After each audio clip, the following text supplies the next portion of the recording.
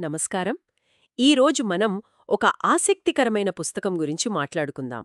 Morgan హౌసెల్ రాసిన the psychology of మనీకి తెలుగు అనువాదం డబ్బు మనస్తత్వం. అవును, ఇది చాలా పాపులర్ పుస్తకం. డబ్బుతో మన సంబంధం కేవలం గణితం, లెక్కలే కాదు అంటుంది. కరెక్ట్. మన ఆలోచనలు, మన ప్రవర్తన ఇవన్నీ ఎలా ముడిపడి ఉంటాయో చూద్దాం. నిజమే. అంటే ఆర్థికంగా సక్సెస్ అవ్వడం అనేది మనం ఎంత తెలివైన వాళ్లమనే దానికన్నా మనం ఎలా బిహేవ్ చేస్తాం, ప్రవర్తిస్తాం అనే దానిపైనే ఎక్కువ ఆధారపడి ఉంటుందని రచయిత అంటారు. కొన్ని ఉదాహరణలు కూడా ఉన్నాయి కదా పుస్తకంలో? చాలా ఉన్నాయి. కొన్ని మంచి కథల ద్వారా ఈ సైకాలజీని అర్థం చేసుకోవడానికి ట్రై చేద్దాం ఈరోజు. బాగుంది. సరే, మొదటిగా నన్ను బాగా ఆకట్టుకున్న ఒక ఆలోచన ఉంది డబ్బు విషయంలో. అంట ఎవ్వరూ వెర్రివాళ్లు కారు. అవును, నో వన్స్ క్రేజీ. అది మొదటి చాప్టర్ పేరు కూడా. అంటే ఏంటి? ఒకరి నిర్ణయాలు మనకి తప్పుగా అనిపించొచ్చు, కానీ వాళ్లకవి కరెక్ట్ అనిపిస్తాయి. ఎందుకంటే వాళ్ల అనుభవాలు, వాళ్లు ప్రపంచాన్ని చూసే విధానం వేరుగా ఉంటుంది. ఉదాహరణకి పుస్తకంలో రొనాల్డ్ రీడ్ అనే ఒకాయన గురించి చెప్తారు. ఆయన ఒక సాధారణ janitor, part time gas station attendant. అవును, విన్నాను. పెద్దగా ఎవరికీ తెలీదు, కానీ రహస్యంగా చాలా పొదుపుగా ఉండి కొన్ని $1 మిలియన్ కూడబెట్టారు. చనిపోయాక చాలా మొత్తం దానం చేసేశారు. అద్భుతం. అదే సమయంలో రిచార్డ్ ఫస్కోన్ అనే మరో వ్యక్తి హార్వర్డ్లో చదువుకున్నాడు, పెద్ద ఆర్థిక సంస్థలో ఎగ్జిక్యూటివ్. కానీ ఆయన దివాలా తీశారు. ఓ, ఎంత తేడా కదా!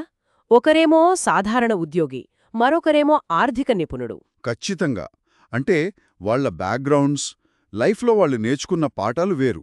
ఒకరికి పొదుపు చేయడమనేది వాళ్ల అనుభవం నేర్పింది, ఇంకొకరికి బహుశా రిస్క్ తీసుకోవడం వాళ్ల ఫీల్డ్లో అవసరం అనిపించుండొచ్చు. సో వాళ్ల నిర్ణయాలు వాళ్ల దృష్టిలో సమంజసమే. పోషిస్తాయా? రెండో ముఖ్యమైన పాయింట్ అదే, లక్ అండ్ రిస్క్, అదృష్టం మరియు సాహసం. అంటే విజయం కేవలం మన కష్టం వల్లే రాదు, అదృష్టం కూడా ఉండాలి. అవును, అలాగే ఫెయిల్యూర్ కూడా కేవలం మన తప్పుల వల్లనో సోమర్తనం వల్లనో కాదు. కొన్నిసార్లు ఊహించని రిస్కులు, దురదృష్టం కూడా కారణమవ్వచ్చు. బిల్ గేట్స్ ఉదాహరణ చెప్పారు కదా పుస్తకంలో? అవును, బిల్ గేట్స్ చాలా టాలెంటెడ్, చాలా కష్టపడి పనిచేశారు, అందులో డౌట్ లేదు. కానీ ఆయన హై స్కూల్ చదివే టైంలో ప్రపంచంలోనే అతి కొద్ది స్కూల్స్లో కంప్యూటర్ యాక్సెస్ ఉండేది. వాళ్ల లేక్ సైడ్ స్కూల్ అందులో ఒకటి. అది ఖచ్చితంగా ఒక అదృష్టమే కదా? నిజమే, ఆ అవకాశం అందరికీ రాలేదప్పట్లో. అంటే ఏ విజయాన్నైనా పూర్తిగా వ్యక్తిగత ప్రతిభ అని, ఏ వైఫల్యాన్నైనా పూర్తిగా వ్యక్తిగత లోపమని చూడలేం.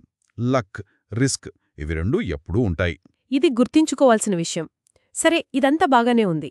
ఇంత కష్టపడి అదృష్టం కలిసి వచ్చి డబ్బు సంపాదించాక అసలు దానివల్ల వచ్చే నిజమైన విలువ ఏంటి? పెద్ద ఇల్లు, కారు. అక్కడే రచయిత ఇంకో అద్భుతమైన పాయింట్ చెప్తారు.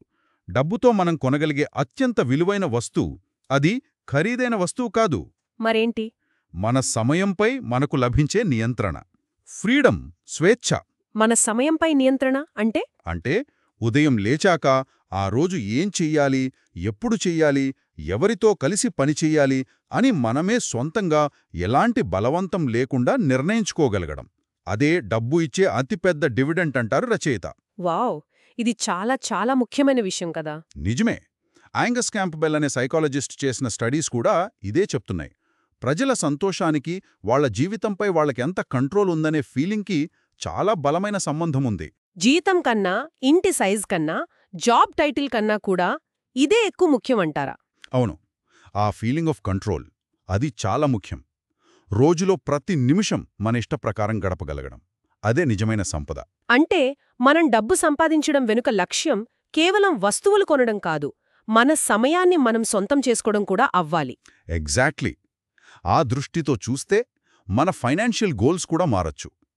ఎంత ఎక్కువ సంపాదించాం అనేదానికన్నా ఎంత స్వేచ్ఛగా మన సమయాన్ని వాడుకోగలుగుతున్నాం అనేది ముఖ్యమవుతుంది. చాలా బావుంది. కాబట్టి డబ్బు మనస్తత్వం నుంచి మనం నేర్చుకున్న కొన్ని కీలక అంశాలేంటంటే, 1, మన ఆర్థిక నిర్ణయాలు మన అనుభవాల నుంచి వస్తాయి, కాబట్టి ఇతరులని తేలిగ్గా జడ్జ్ చేయకూడదు. అవును. రెండోది, విజయాపజయాల్లో అదృష్టం, రిస్క్ పాత్రను మర్చిపోకూడదు.